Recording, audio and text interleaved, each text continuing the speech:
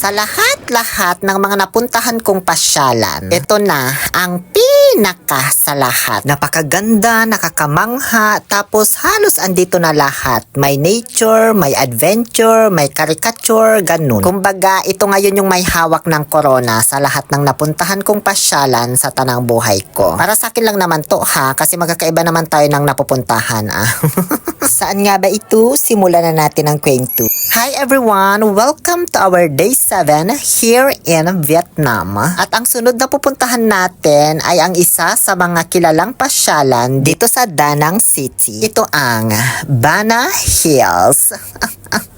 Nasa 1.25 million dong ang entrance fee dito. Around 2,800 to 3,000 pesos lang naman. May kasama ng buffet lunch yon ha. So hindi pa ito yung nakikita ninyo. Bilihan ng ticket pa lang ito tapos sakayan ng cable car. Sa may tuktok pa kasi ng bundok yon be. Pero ang ganda na ng mga tanawin no, kahit bungad pa lang ito. So una, sasakay muna kami ng cable car for around 15 minutes, ganyan. Hindi ko na naorasan Pero matagal din ha, non-stop pa. Di mo alam kung saan na kayo papunta. Ang kapal pa naman ng fog, kaya di mo alam kung may dulo pa ba ito, gano'n. Mag-ready pala kayo ng malaki-laking memory ng phone dito kasi sa cable car pa lang, Diyos ko, ubos na memory nyo dito. Sa picture pa lang, makalimang album ka na siguro dito, bukod pa yung mga bidyong makukuhanan mo, ha?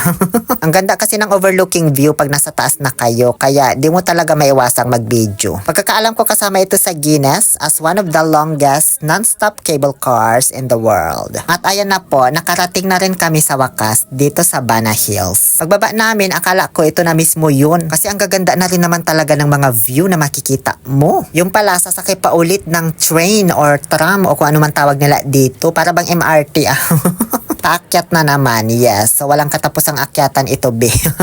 Ang swerte namin kasi nandito kami sa may pinakaharap, kaya kitang-kita namin yung view. Kaso foggy nga lang talaga, kaya hindi masyadong kita din. Diyos ko, ang layo na namin. Saan na ba ito papunta? Parang kaharian ng Encantadia na yata to Di naman ganun kahaba yung biyahe dito sa tram. Pero mai-enjoy mo yung view as in, para kang nasa fairyland, ganon. Ngayon, andito na kami sa mismong mga tourist spot sa Bana Hills. Mamili ka na lang dyan kung alin unahin mo. So, unahin namin ito, Le Jardin de Amor Powers. Ay, Diyos ko te, kung doon sa cable car makalimang album ka, baka dito makasampung album ka.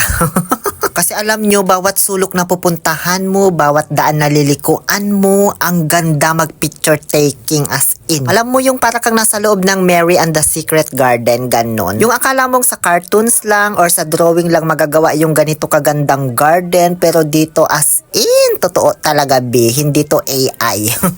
Hindi rin artificial yung mga pananim na bulaklak dito ha, totoong mga halaman talaga na namumulaklak. Partida, foggy pa yung weather nito ha, hindi pa masyadong kita. Para ka talagang nasa paraiso, be. At take note, isang spot pa lang ito sa Bana Hills ha. Marami pa tayong pupuntahan, kaya tara na. Sunod na pupuntahan natin dito sa Bana Hills ay itong Golden Bridge. Actually guys, wala akong idea kung anong makikita ko dito sa Golden Bridge. Kasi hindi ko talaga sinesearch kung ano yung nakalagay sa itinerary namin. Mas gusto ko kasi yung nasusurprise ako. Kaya nagulat talaga ako nung may nakita akong putol na kamay, putol na mga paa. Yung pala, itong Golden Bridge, ito yung sikat na tulay na may dalawang kamay na humahawak. Ayan yung kapag nakita mo yung ganyan na tulay masasabi mong sa Vietnam talaga. Kung saan ang daming gumagaya niyan na ibang mga bansa, pero di nila magaya-gaya talaga yan, be. Sige, magtayo ka sa tuktok ng bundok ng ganyan. Diyos ko, magtataka ka na lang talaga paano na itayo yung mga ganyan dito sa tuktok ng bundok. Actually, itong Bana Hills, kung paano nila ito nagawa, Diyos ko. Medyo foggy pa, kaya hindi masyadong kita yung kamayan sa Isaki. Kaya tumawid na lang ako dito sa mismong bridge para mag-video. Kasi iba pa rin talaga pag nasa malayo ka kung gusto mong mag-picture dito sa kamay-kamay. Kasi kapag andito ka sa mismong bridge, yung daliri lang ang makuhanan mo. So, tapos na tayo dun sa first hand. So, ayan naman na yung second hand serenade. Dito talaga ako medyo tumambay ng matagal kasi inantay ko talagang mawala yung fog. Nakailang balik-balik ako, pati yung pagtawid doon sa Golden Bridge talaga. Hanggang sa ayan, naging malinaw na nga yung view dito sa Golden Bridge, kaso mas dumami naman yung tao So okay na tayo dyan ano. Mag-lunch na nung natapos kami sa may Golden Bridge, kaya proceed naman na kami ngayon sa buffet. Akala namin dito na rin yung buffet nila or babalik sa ibaba. Yung pala, sasakay pa ulit ng panibagong cable car paakyat. Diyos ko. So bali pangatlong akyat na natin ito ano. Sabi ko sa inyo walang katapos ang akyatan to Habang paakyat ulit, mas maganda pang view yung makikita mo. Makikita mo itong parang Hanging Gardens of Babylon. Pero ito din yung French Village na tinatawag. Isa ding tourist spot dito sa Bana Hills. Grabing engineering man to be. Di mo talaga akalaing may ganito sa tuktok ng bundok.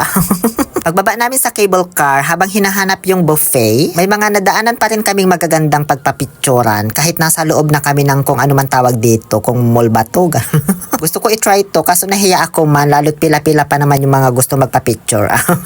Andito na kami sa Four Seasons Buffet para mag-lunch. At ang sasarap ng mga pagkain, Diyos ko. Ayan may roasted duck na kapipitag sa salito. Iba't ibang kulay ng sticky rice. Iba't ibang mga dessert. Basta ang dami. Di na ako masyadong nag-video-video dito sa buffet kasi ang focus natin dito yung pasyalan. So pagkatapos naming mag-lunch, sunod na spot na pinuntahan naman namin ay itong French Village. Ay, hindi rin to basta-basta, na yung para bang tinayo lang na kastilyo na made of plywood, no. Made of concrete talaga yung mga kastilyo ditong tinayo tapos buo. Hindi yung sa harap lang maganda tapos sa likod tinukong-tukungan ng tabla, gano'n. May napuntahan na kasi akong ganung pasyalan, ayoko lang banggitin kung saan. Ito, buong buo, mapaharap man o likod, made of semento. At mapapatunayan mo naman yan kasi may overlooking view naman ito pag nakasakay ka sa cable car. Kaya kitang-kita mo talaga yung buong village. Ang dami ko rin nakuhang shots dito, halos maubos memory ko. Di ko na din maisama lahat at di ko na alam kung paano i-voice over ba. Pagkatapos namin dito sa French Village ay dumiretso naman kami sa Fantasy Park. Ito naman yung theme park nila. Kumbaga andito na lahat ng adventure na gusto mo. Darap Tower, Jurassic Park at marami pang iba. Andito na rin pala yung kilalang Alpine Coaster na wala sa atin. Kaya ito yung susubukan namin. Nasa 100k dong lang naman ang bayad. Around 250 pesos. Ganyan. May locker na dito kung saan pwede mo ilagay yung mga gamit mo para komportable kapag sakay. Around 5 minutes din daw yung itatagal ng coaster na ito. Depende na lang kung mabagal ka mag-drive. Ang kagandahan ng view dito kapag nakasakay ka, bukod kasi sa mga bundok na makikita mo, kita din yung mga kastilyong buhangin. Yung French Village ba?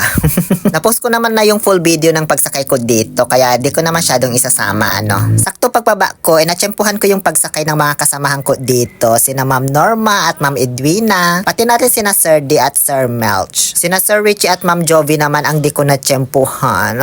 Pagkatapos namin sa Fantasy Park, kung saan di na namin sinakyan yung iba kasi meron naman yun sa Pilipinas. Hinanap na namin yung way going back to Danang City. Bababa na po kami. Pero meron pa itong sakayan ng cable car paakyat ulit sa pang-apat na beses, papunta naman iyon sa pagoda. Marami pang magagandang view doon na makikita. Pero di na namin yung pinuntahan kasi babiyahe pa kami papuntang Hanoi, Vietnam around 5:30 p.m. Ay grabe, sobrang galing talaga ng pagkakagawa nila sa pasyalan na ito. Hindi mo na kailangang lumipat-lipat pa sa ibang lugar. Isang entrance lang, mapapasyalan mo na lahat. Kompletos recados na, andito na lahat. Maski mga kasama ko dito na galing na sa iba't ibang bansa, bumilib talaga sila dito sa Bana Hills. Meron din ganito sa Sapa, Vietnam actually, at pupuntahan din namin yon on our day 10. At doon yung malalaman kung bakit pinaka nagustuhan ko pa rin ang Bana Hills. Yun lamang po. Muli ito po ang inyong Happy Pill Oliver Castro na nagsasabing no to toxicity, let's make people